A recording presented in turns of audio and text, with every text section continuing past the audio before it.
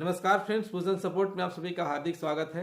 Friends, आज के video के माध्यम से हम लोग बात करेंगे कि एक विधायक का काम क्या होता है, उसकी शक्तियां क्या होती है और एक अच्छे विधायक का चयन हम कैसे कर सकते हैं।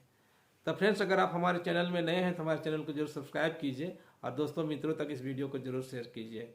फ्रेंड्स, जैसा कि हम लोग विधायक शब्द सुने, विधायक का मुख्य काम होता है सरकार जनता के लिए अच्छे अच्छे कानून को बनाना, लाभप्रद कानून को बनाना और सामाजिक विकास कराना, पूर्ण रूप से सरकारी सुविधाओं को अपने क्षेत्र में लागू करवाना। तो सरकारी सुविधाएं क्या क्या है? मुख्य रूप से विधायक के काम को अगर हम लोग देखेंगे तो हर एक प्रकार की सरकारी सुविधाएं जैसे रोड, सिंचाई, जल की व्यवस्था, पेयजल की व्यवस्था, आपके स्कूल, अस्पताल, बिजली, हर एक प्रकार का सुविधा जो जनजीवन को आसान बनाता है, ये मुहैया कराना विधायक का काम होता है। अगर नहीं है तो उसके लिए सरकार से मांग करके उसको अपने कार्य क्षेत्र में लाना, धरातल पर लाना विधायक का काम होता है। तो आप जिस भी क्षेत्र से हैं, आपके क्षेत्र में जो भी कमी है, आप उसके लिए अपने विधायक से बोले। आपके क्षेत्र में तालाब नहीं है काम करने के, विधायक से बोले। आपके क्षेत्र में रोड नहीं है, पीसीसी नहीं है, हर एक के लिए विधायक से बोले। बिजली का व्यवस्था अच्छा नहीं, विधायक से बोले। आपके पास पेयजल की अच्छा व्यवस्था नहीं, विधायक से बोले। आंगनबाड़ी नहीं है, विधायक से बोले। स्कूल का व्यवस्था नहीं, विधायक से बोले। कॉलेज का व्यवस्था नहीं, विधायक से बोले। और हर एक प्रकार की तमाम सरकारी सुविधाएं, हर एक प्रकार की सुविधाएं विधायक का उत्तरदायित्व होता है कि वो आपके एरिया में काम कराए। विधायक क्या होता है? सरकार और जनता के बीच का प्रतिनिधि होता है, यानी सरकारी संस्था और सरकारी कार्यालय हर एक उसके बीच का प्रतिनिधि विधायक होता है। क्योंकि विधायकों को हम लोग चयन करके भेजते हैं, हम लोग अपने वोट के माध्यम से उसको चुन करके विधायक बनाते हैं। इसलिए विधायक जो होता है जनता के प्रति पूर्ण रूप से उत्तरदायी होता है।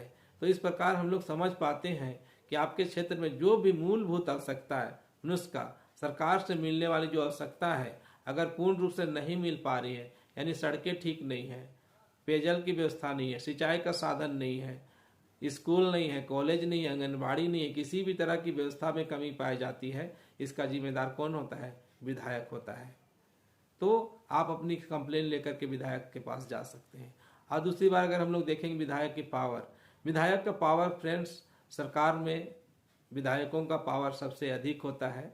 जब कार्यपालिका, हम लोग विधायक को, विधायिका, सरकार का 3 अंग होता है, विधायिका, कार्यपालिका और न्यायपालिका। न्यायपालिका जो है न्याय करता है, और विधायिका जो कानून बनाता है, नीति निर्देशन करता है, और कार्यपालिका का उसको कार्य करता है। कार्यपालिका में कौन आता है? सारे सरकारी कार्यालय, सारे सरकारी अधिकारी।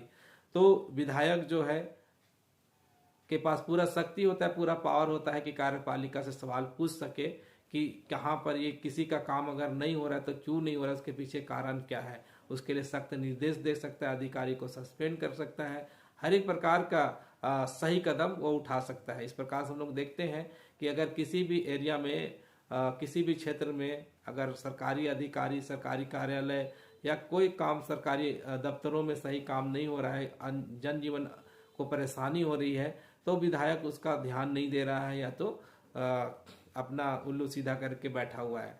तो इस प्रकार से विधायक का पावर है कि हर एक सरकारी कार्यालय पर वो नियंत्रण कर सकता है, काम को सुचारू रूप से करवा सकता है और अपनी जनता को सुखद महसूस करा सकता है। तीसरी हम लोग देखेंगे कि जब हम विधायक चुनाव में होते हैं तो हमें कैसे विधायक का चुनाव करना चाहिए।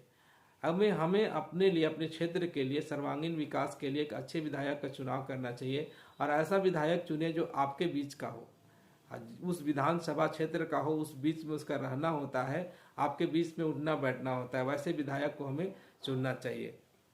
और दूसरा गुण अगर हम लोग देखें तो विधायक धर्मनिरपेक्ष होना चाहिए। हमारा देश धर्मनिरपेक्षता का सपोर्टर है, समर्थक है, तो विधायक धर्मनिरपेक्षता का समर्थक होना चाहिए, किसी जाति धर्म विशेष का समर्थक नहीं होना चाहिए।